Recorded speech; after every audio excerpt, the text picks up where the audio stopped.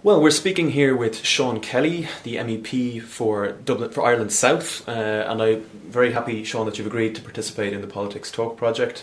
And I suppose I'll just put a number of questions to you, starting most importantly with how you've found the first few months of your new term. I'd very much appreciate if you could outline some of your priorities and how you've been putting yourself about and how you found the experience thus far.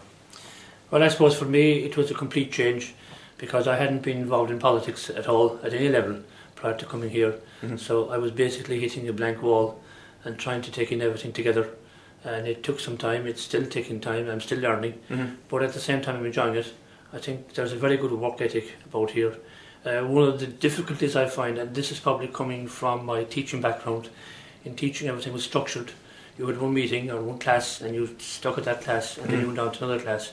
But here you're popping in and out of meetings. You're always prioritising and you feel that you're missing something. Sure. I find that somewhat frustrating. Parliament itself as well, it can be difficult at times to get on the speaking list for various topics, but again that's understandable. Mm-hmm. But at the same time you have to learn to live with these things and make the most of them, and I think I'm getting to terms with it now. Mm-hmm. And do you find that there are several competing interests when it comes to getting your own issues across in the Chamber? Yes, there can be many competing interests, because there's so much going on, there's so many different topics at the one time that, for instance, now I'm on the regional committee, I'm on the cultural committee, they can often clash. Mm-hmm. So you pop into one, pop out to the other, and you can miss maybe vital aspects. The same, you could agree to do an interview, and you might have a speaking time in Parliament. The Parliament run late, all your plans gang off to Glee, as the poet said, Robbie Burns long ago. Sure. And I suppose today, as we're all aware, is the day on which the Lisbon Treaty comes into force. Bearing in mind the reforms introduced by the treaty, do you feel that the increased responsibilities that the Parliament is going to be faced with is something with which the Parliament can cope in terms of increased workload? Well, if they can't, they've no one to blame on themselves. Sure. In the sense that this Lisbon Treaty is in the offing now almost for 10 years. Mm-hmm. So it has been delayed, so there has been plenty of time to do the preparatory work. I think the Parliament is ready, willing and able to take on the increased responsibilities. In actual fact, it gives it more of a say, more power and more of an influence, which it should have had from day one probably, but now it has that under the Lisbon Treaty, and certainly from my point of view, I feel that I have a far greater role to play as an MEP than I would have under the last plenary. Sure.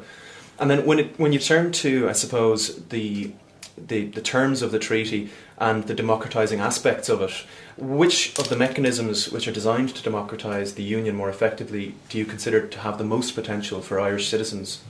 Well, I suppose starting with ourselves as MEPs, we now have much greater say, particularly in vital aspects like the budget and CAP. They're vital for Ireland, and they have to come before Parliament now in this co-decision. That co-decision is a great move, because rather than just expressing an opinion, we now actually have a say. That's very important. The second aspect, which I think is hugely important and will help to democratise the European Union, is the power now given to national parliaments to scrutinise various proposals and to make recommendations. So that's going to involve them far more than in the past.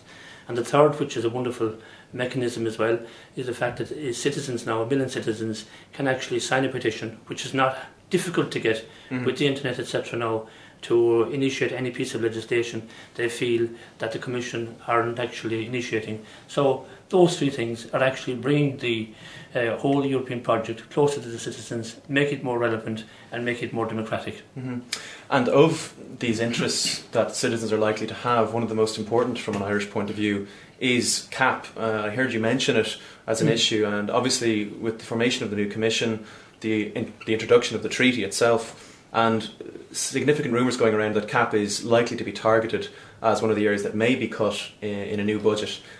What do you think is the future of CAP? Is it something that's likely to be threatened, and do Irish citizens have anything to worry about?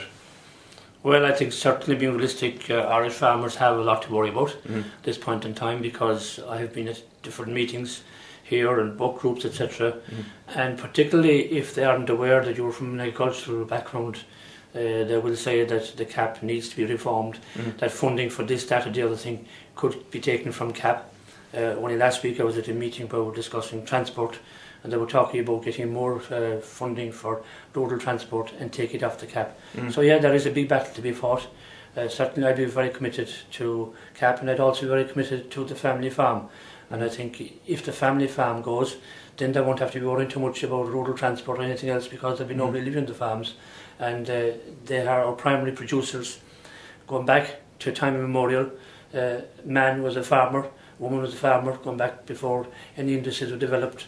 It's the primary industry, and particularly from an Irish perspective, it's a very good green industry, and we must preserve that, and particularly preserve the family farm. Well, Sean, thank you very much for speaking to us and for outlining how you're going to represent Irish interests. I wish you best of luck for the remainder of your term. Thank you very much. Pleasure, thank you very much indeed. Cheers, thank you.